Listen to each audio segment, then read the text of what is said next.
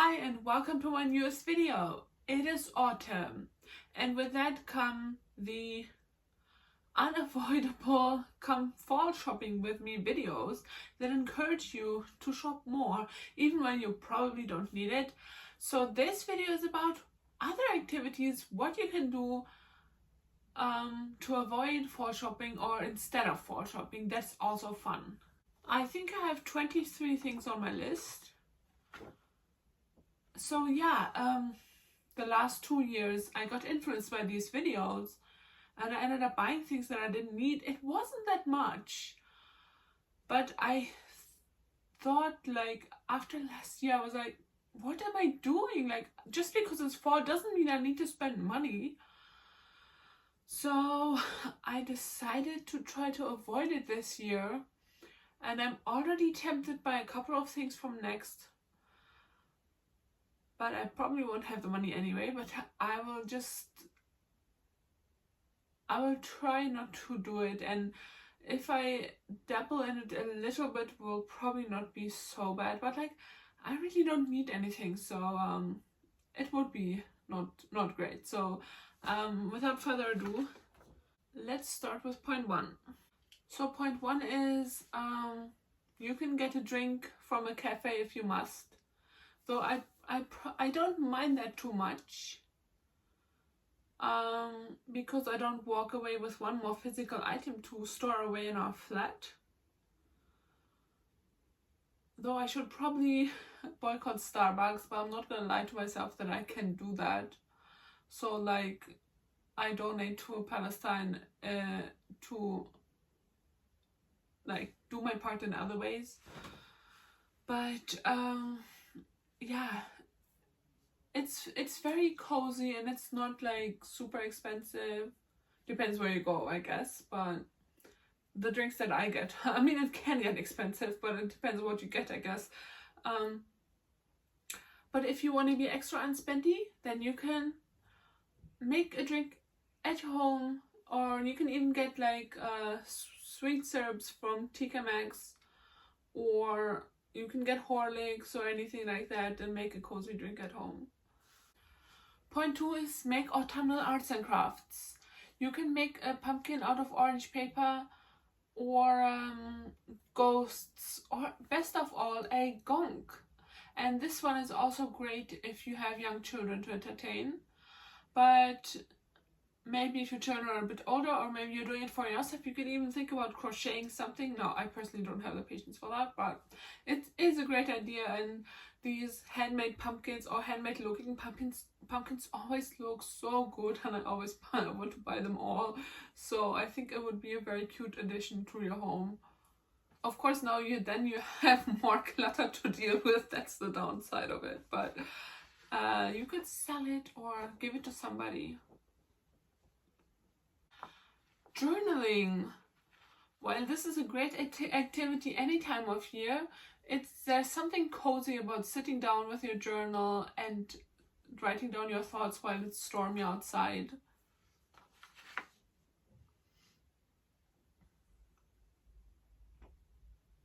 The same goes for books. So reading is a great idea to do. It's nice any time of year, but it's very cozy to sit down with a good blanket and maybe a lovely candle on in the background, and making yourself a cuppa, maybe Horlicks, and yeah, reading your favorite book, or Harry Potter maybe, or my favorite book is the Lord of my favorite book is The Lord of the Rings. But they're actually, like, the fall enthusiasts, they know specific books that are great for autumn. But I just like to read anything. But there are some books that are actually set in autumn, like Pumpkin Spice and Everything Nice, or Not in My Books. And these are love stories, by the way. And there are some books that are set in the autumnal season, so it's a nice read for that specific weather or just general feeling. Now, I have never done this, but you could make a simmer pot to make your house smell great. And this is all with natural ingredients, no toxic chemicals, to make your house smell great, so that's good. You could use apple, cinnamon, or any star, orange peel, whatever you have or whatever you like to smell. Point 6 is paint a cozy autumnal painting. Maybe a landscape with all the beautiful colors of fall. Quality time with friends. Now this is of course a great idea at any time of year, and it requires having friends, okay? But if you do have friends that live close by, you can...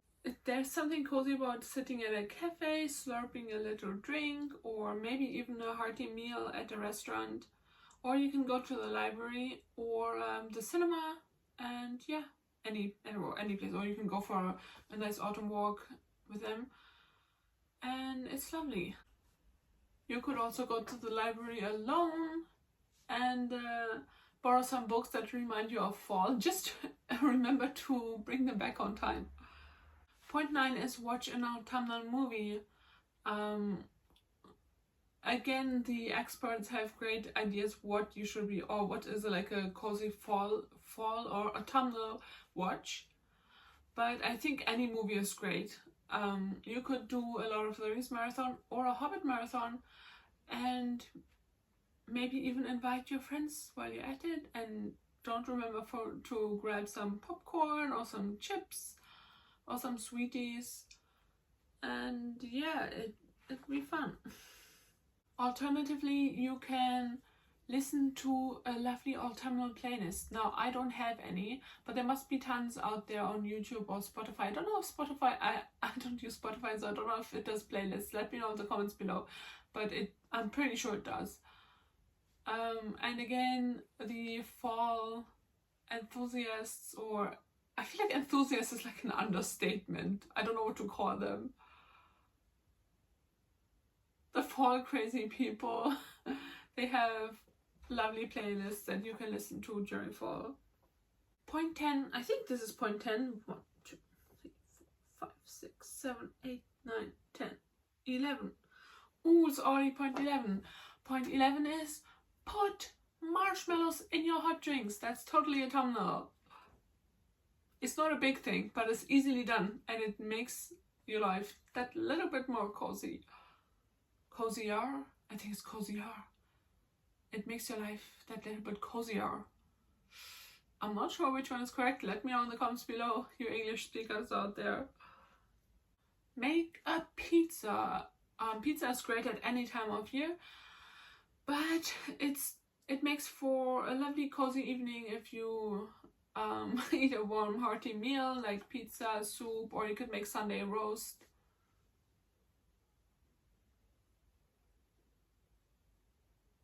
It's perfect for a warm night on a cold autumn day. Same goes for baking.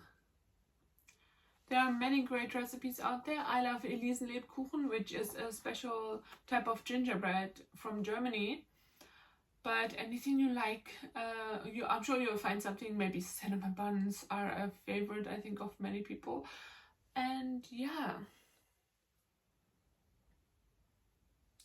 Oh, the Elisenlebkuchen. If you make them in autumn, then they'll be ready for Christmas, because sometimes they get hard at first and then they soften up as they have a rest, lie around. I was gonna say that doesn't sound very good.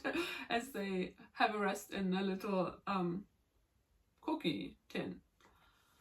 But yeah, anything that takes your fancy will be fun to bake, and if you're a bit younger, ask your parents for help. Do ask your parents for help. This must be point 14.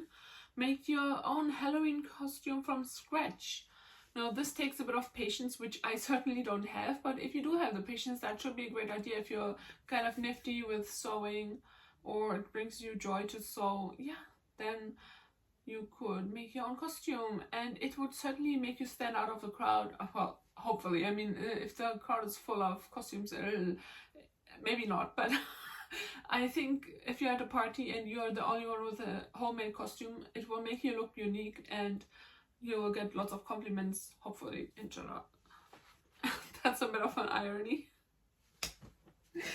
Because Muslims don't celebrate Halloween, and I said inshallah, but anyway. We had so much fun for Halloween in my teens with my best friend, me and my best friend. Point 15, make your own cards for anyone whose birthday is in autumn.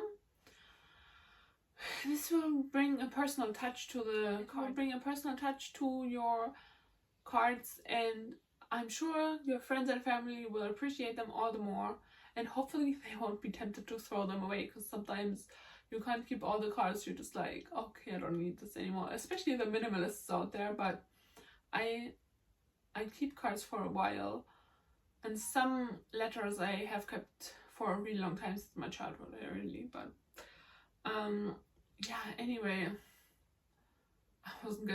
why am I getting into my hoarding habits?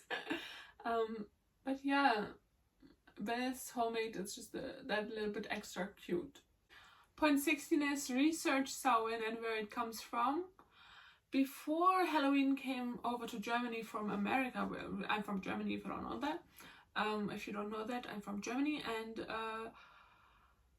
so yeah, we used to celebrate a lantern festival called St. Martin's Day, because apparently St. Martin shared his cloak, or I think his cloak, with a poor person. Apparently he helped the poor, and we celebrate him with lanterns. We light lanterns and walk around the block and sing lantern songs. There are specific songs we sing, but you could do that. You could not only research St. Martin's Day as well, but you could also, maybe we used to make our own lanterns sometimes. It's obviously a fire hazard, but we took the risk, and sometimes, or you can buy some and walk around the block with them, and when it's dark in the evening, it's lovely for children. Children love it, especially if you get a group of you together. Like if you have kids, like maybe invite some of their friends and their parents, and so that they can hold the candle when the child is tired of holding the candle. Or just for safety reasons, because it's a fire hazard. And yeah, walk around the block, sing songs, and praise St. Martin. But I don't even know enough about St. Martin. We just kind of followed tradition back then, but it was a lot of fun. I should really know more about it. So what is this, point 17 now? Yes. 17, light a lovely smelling candle. This activity is best paired with snuggling up in a warm blanket. This is not so warm, but it's lovely. It's more of a summer blanket, this one, but because the room is very warm right now, where I'm sitting. Paired with a lovely blanket and a warm cuppa, and reading or journaling.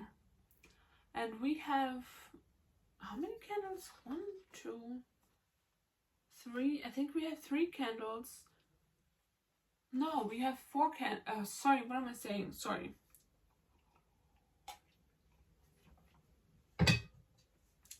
4 blankets, including this one, but 1 is plastic, but 2 are wool, and this one is cotton. And we have lots of candles. I'm looking at them right now because I can't stop buying them. I'm meant to be on a candle ban, so I'm trying very hard not to. There is one I want from Primark, and I haven't bought it yet because I'm trying to stop myself, because yeah, I want to use them up until I'm down to at least 2, and then maybe allow myself to buy 1 more and keep it between 1 to 3 at any time, because you don't really need that many candles. But it's so fun, and they smell so good. I love sweet scents. When they smell sweet and warm, oh my gosh. This must be point 18. Go for a stroll through the woods or a park if you live in the city. Hopefully there is a park in your city. There should be at least 1 park in every city. I hope so. It would be really bad if there was a city without any parks. But yeah, Richmond Park in London is perfect for this.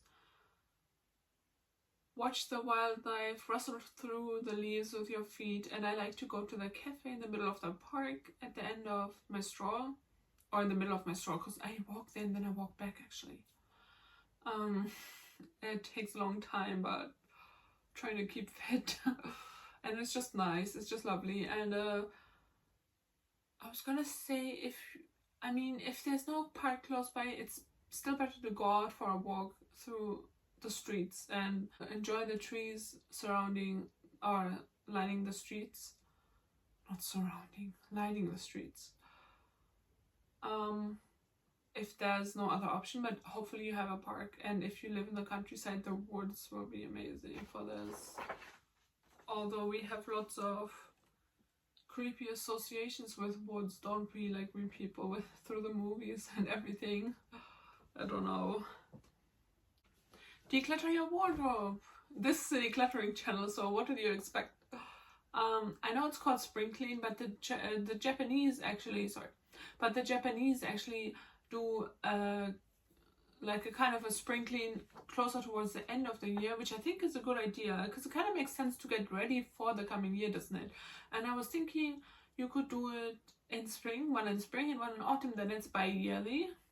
That way you could clear your vision on what autumn jumpers you actually love and what's missing from your wardrobe, and you can see how much of what you actually have enough of everything. I know that sentence doesn't make sense, but how much you actually have enough of everything, and then you don't need to buy anything more for this season. As much as shopping is fun, don't do it. You might find that all the clothes that you kept that you didn't actually like clouded your vision, and now that you're rid of them, you actually have something to wear. Collect fallen conkers or acorns or even leaves that you can press in a flower press or between books and use for arts and crafts, or just decorate the house with as is. And conkers look lovely, or acorns lovely in a potpourri or just in a bowl, or even just put on your windowsill. I think this is point 19 maybe. Wait, no, it is point 21. Point 21 is make your own candles.